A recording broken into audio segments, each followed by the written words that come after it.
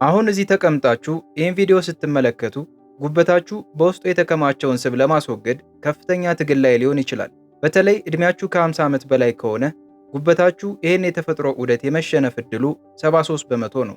አብዛኛው ሰው የጉበት ስብ ክምችት ለከፋ ጉዳት እስኪያበቃው ድረስ ምልክቱ እንኳ አይታየውም። ነገር ግን ማንም የማይነግራችሁ አንድ ሳይንሳዊ እውነት አለ። ተኝታችሁ እያለ የጉበታችሁን ስብ የማጽዳት ሂደት ወይም ፋት ፍለሺንግ ሳይክል በከፍተኛ ሁኔታ ሊቀሰቅሱ የሚችሉ እጅግ ተራ ግን ውጤታማ መጠጦች አሉ።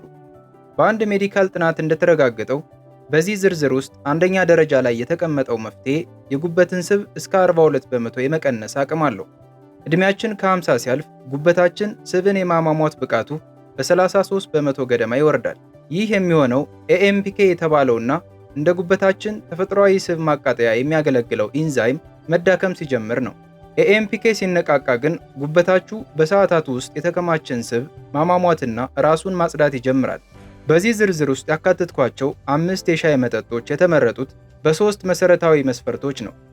የኤኤምፒኬ ኢንዛይምን የመቀስቀስ ፍጥነታቸው፣ ከ50 ዓመት በላይ ለሆኑ ሰዎች ያላቸው ደህንነት እና በሳይንሳዊ ምርምር የተረጋገጠ ውጤታቸው ነው። አሁን በቀጥታ 5ኛው ደረጃ ላይ ከተቀመጠው መፍትሄ እንጀምራለን። ግልጽ ያልሆነና እማብራራላችሁ ነገር ካለ በኮሜንት ስር ጥያቄያችሁን አስቀምጡልኝ፣ ሁሉንም እመልሳለሁ። 5ኛ ደረጃ ላይ የምናገኘው የፔፐርሚንት እና የሎሚ ሻይ ነው። ይህ ውህድ በኢንተርኔት ላይ በሚለቀቁ የጉበት ጽዳት ቪዲዮዎች ሁሉ ላይ በስፋት የሚታወቅ ነው። ፔፐርሚንት በውስጡ ሜኒቶል የተባለ ንጥረ ነገር ስላለው የሐሞት ዝውውርን መጠነኛ በሆነ መልኩ ያነቃቃል። ሎሚ ደግሞ በጉበታችን ውስጥ ግሉታቲዮን የተባለ መርዛማ ነገሮችን የሚያጸዳ ንጥረ ነገር እንዲመረት የሚያግዝ ቫይታሚን ሲ ይዟል። ነገር ግን በ2025 በወጣ ጥናት እንደተረጋገጠው ፔፐርሚንት በጉበት ውስጥ ያለን ስብ ለመቀነስ ያለው አስተዋጽኦ ከ3 እስከ 5 በመቶ አይበልጥም። ይህ ማለት ደግሞ ጉበትን ይፈውሳል ለማለት የሚያስችል ውጤት አይደለም። እውነተኛው ችግር ግን ሌላ ነው። ፔፐርሚንት በጨጓራና በጉሮሯችን መካከል ያለውን የጡንቻ በር የማላላት ባህሪ አለው። ጠንካራ የፔፐርሚንት ሻይ ጠጥታችሁ ስትተኙ ያ በር ስለሚላላ የጨጓራ አሲድ ወደ ላይ እንዲወጣ ያደርጋል። በዛ ላይ ያልበሰለ የሎሚ ጭማቂ ሲጨምሩበት ክፍት በሆነ በር ላይ አሲድ እንደ ማርከፍከፍ ይቆጠራል። በተለይ ዕድሜያቸው ከ50 ዓመት በላይ ለሆኑና የምግብ መፈጨት ችግር ላለባቸው ሰዎች ይህ መጠጥ ጉበትን ከማጽዳት ይልቅ ሌሊቱን በስቃይ እንዲያሳልፉ ያደርጋል። ፔፐርሚንት መጠቀም ከፈለጋችሁ በጣም ቀንሳችሁና ከመተኛታችሁ ቢያንስ 2 ሰዓት በፊት ጠጡት። ነገር ግን ሙሉ በሙሉ የጉበትን ስብ ያጸዳል ብላችሁ እንዳትጠብቁ። ይህም ወደ ቀጣይ 4ኛ ደረጃ ላይ ወደምናገኘው መፍትሄ እንድናይ ያደርገናል። 4ኛ ደረጃ ላይ የምናገኘው የወተት እሾህ ወይም ሚልክ ቲስትል እና የዝንጅብል ሻይ ነው። ይህንን ውህድ ብዙ ሰው ሲናገር አይሰማም። እነዚህ 2 ቅመሞች ተቀናጅተው የሚሰጡት ጥቅም እያንዳንዳቸው ለብቻቸው ከሚሰጡት እጅግ የላቀ ነው። የወተት እሾህ በውስጡ ሲሊማሪን የተባለ ንጥረ ነገር ይዟል። ይህ ንጥረ ነገር ለጉበት ሴሎች እንደ ጋሻ ሆኖ ያገለግላል።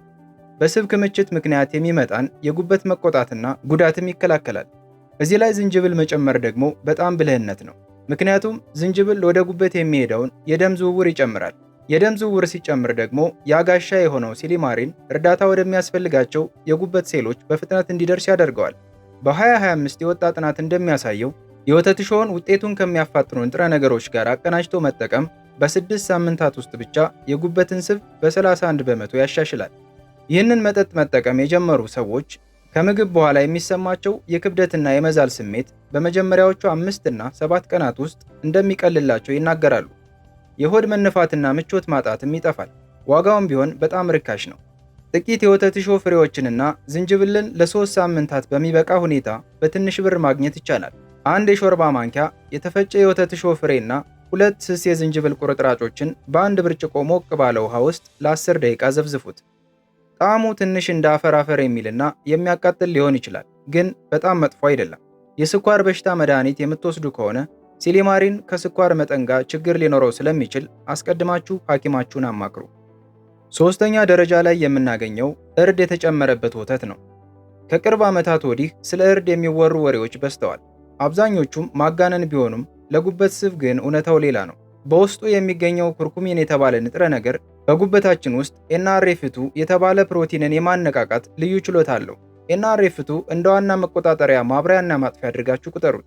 አንዴ ከበራ ጉበታችሁ የራሱን ተፈጥሯዊ የጥበቃ ኢንዛይሞችንና ስብ ማቃጠያ ምልክቶች እንዲያመርት ያደርገዋል።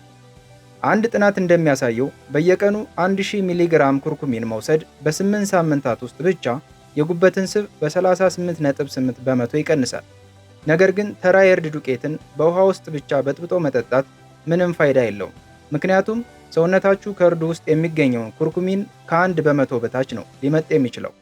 ኩርኩሚኑ በትክክል ስራውን እንዲሰራ ግን ሁለት ወሳኝ ረዳቶች ያስፈልጉታል። አንደኛው ስብ ነው። ኩርኩሚን በውሃ ውስጥ ስለማይሟሟ እንደ ኮኮናት ወተት ወይም የላም ወተት ያለ ስብነት ያላቸው ነገሮች አብሮት ሲኖር ብቻ ነው አንጀታችን በቀላሉ ሊመጠው የሚችለው። ሁለተኛው ደግሞ ጥቁር ቁንዶ በርበሬ ነው። በጥቁር ቁንዶ በርበሬ ውስጥ የሚገኘው ሃይፐሪን የተባለ ንጥረ ነገር ጉበታችን ኩርኩሚኑን እንደ ባዕድ ነገር ቆጥሮ በፍጥነት አጥቦ እንዳያወጣው ይከለክለዋል። ይህም ኩርኩሚኑ በደማችሁ ውስጥ ለረጅም ሰዓት ቆይቶ የጉበትን ስብ የማጽዳት ስራውን እንዲያከናውን እድል ይሰጠዋል። ውጤታማው አዘገጃጀት እንዲህ ነው። አንድ ብርጭቆ ወተት አፍልታችሁ አንድ የሻይ ማንኪያ የእርድ ዱቄትና ጥቂት ጥቁር ቁንዶ በርበሬ ጨምሩበት። ለጣዕም ግማሽ የሻይ ማንኪያ ማር መጠቀም ትችላላችሁ። ይህን መጠጥ ከመተኛታችሁ 90 ደቂቃ በፊት ውሰዱት። ይህ ሰዓት ፈሳሹ ወደ አንጀት ወርዶ ጨጓራችሁን ቀለል እንዲል ስለሚያደርግ የአሲድ ወደ ላይ መውጣት ችግርን ይከላከላል። ጣዕሙ ሞቅ ያለና ትንሽ መራራ ሊሆን ይችላል። ነገር ግን የጉበት ስብን ለመቀነስ ቁርጠኛ ለሆናችሁ ሰዎች ውጤቱ አስደሳች ነው። ለዚህ ውህድ ውጤቱ ከ10 ነጥብ 8.5 እንሰጠዋለን፣ በጣም ውጤታማና አስተማማኝ ስለሆነ።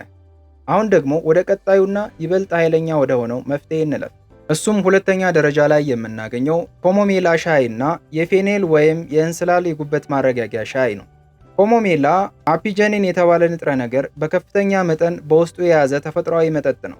ይህ ንጥረ ነገር ተኝታችሁ እያለ በጉበታችሁ ውስጥ የሚፈጠርን መቆጣት ወይም ኢንፍላሜሽን ለማጥፋት ከማንኛውም የእጽዋት ሻይ በላቀ ሁኔታ ይሰራል። አፒጀኒን በአንጎላችሁ ውስጥ ካሉ ተቀባዮች ጋር በመተሳሰር እንቅልፋችሁ ጥልቅ እንዲሆን ያደርጋል። በተመሳሳይ ሰዓት ደግሞ በጉበት ውስጥ ያለን መቆጣት ይቀንሳል። እዚህ ላይ የፌኔል ወይም በአማርኛው እንስላል ፍሬዎችን ስንጨምር ውጤቱ ይበልጥ ይጨምራል። ፌኔል አኒቶል የተባለ ንጥረ ነገር ስላለው እንደ ፔፐርሚንት የጨጓራ አሲድን ወደ ላይ ሳይቀሰቅስ የምግብ መፈጨት ስርዓታችሁን ያረጋጋል። በ2025 የወጣ ጥናት እንደሚያሳየው በአፒጀሚን የበለጸገው የኮሞሜላ ውህድ የጉበት ስብ ምልክቶችን በ42 በመቶ ቀንሷል። ይህም ዕድሜያቸው ከ50 በላይ ለሆኑ ሰዎች የጉበትን ጤና ከማሻሻሉም በላይ የእንቅልፍ ጥራታቸውን ጨምሯል። አዘገጃጀቱ እንዲህ ነው። 2 የኮሞሜላ ሻይ ፓኬቶችን ከአንድ የሻይ ማንኪያ የተፈጨ የፌኔል ፍሬ ጋር በግማሽ ብርጭቆ ሙቅ ውሃ ውስጥ ለ8 ደቂቃ ዘፍዝፉት። ግማሽ ብርጭቆ ብቻ መሆኑን እርግጠኛ ሁኑ፣ ምክንያቱም እኛ የምንፈልገው መጠኑ አነስተኛ ግን ኃይለኛ የሆነ የጉበት መድኃኒት እንጂ ተራ መጠጥ አይደለም። ይህንን ከመተኛታችሁ በትክክል 90 ደቂቃ በፊት ጠጡት።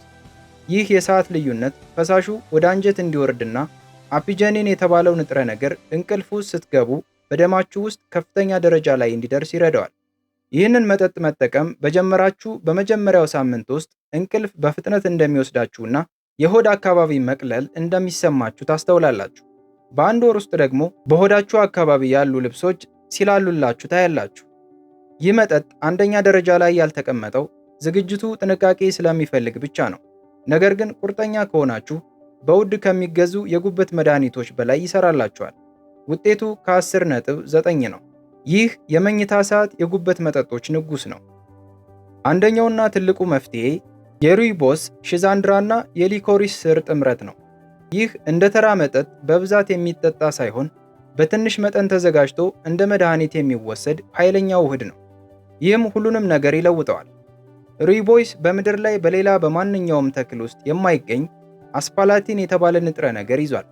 ይህ ንጥረ ነገር ጉበታችሁ ስብን እንዲያቃጥል የሚያዝዘውን የኤኤምፒኬ ምልክት በከፍተኛ ብቃት የመቀስቀስ ኃይል አለው። እዚህ ላይ የሽዛንድራ ፍሬ ስንጨምር ጉበታችሁ ስብን ማቃጠል ብቻ ሳይሆን በሂደቱ የሚፈጠሩ መርዛማ ዝቃጮችንም በአንድ ጊዜ ጠራርጎ እንዲያወጣ ይረዳዋል። የሊኮሪስ ስር ደግሞ ጉበትን ከመቆጣት ይጠብቃል። በተጨማሪም ተፈጥሯዊ ጣፋጭነት ስላለው ማር ወይም ስኳር አያስፈልጋችሁም። መጠኑ አነስተኛ በመሆኑ ማለትም 3 አውንስ ወይም ግማሽ ሲኒ ገደማ ስለሆነ ሌሊት ለሽንት በመነሳት እንቅልፋችሁ አይቆራረጥም። ጥናቶች እንደሚያሳዩት ይህንን ውህድ ለ12 ሳምንታት የተጠቀሙ ሰዎች የጉበት ስብ ክምችታቸው በ47 በመቶ ቀንሷል። እንዲሁም የኢንሱሊን ችግራቸው በከፍተኛ ሁኔታ ተስተካክሏል። አዘገጃጀቱ 1 የሾርባ ማንኪያ የሩይቦስ ሻይ፣ 3 የደረቁ የሺዛንድራ ፍሬዎችና አንድ ስስ የሊኮሪስ ስር በአንድ ብርጭቆ ውሃ ውስጥ ለ12 ደቂቃ እንተክትኩት። ከዚያም አጥላችሁ መጠኑ ወደ ግማሽ ሲኒ እስኪወርድ ጨምሩት።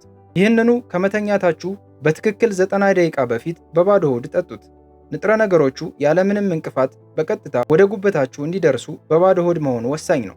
ልብ በሉ፣ የሊኮሪስ ስር የደም ግፊትን ሊጨምር ስለሚችል የግፊት ችግር ካለባችሁ ወይም መድኃኒት የምትወስዱ ከሆነ አስቀድማችሁ ሐኪም አማክሩ።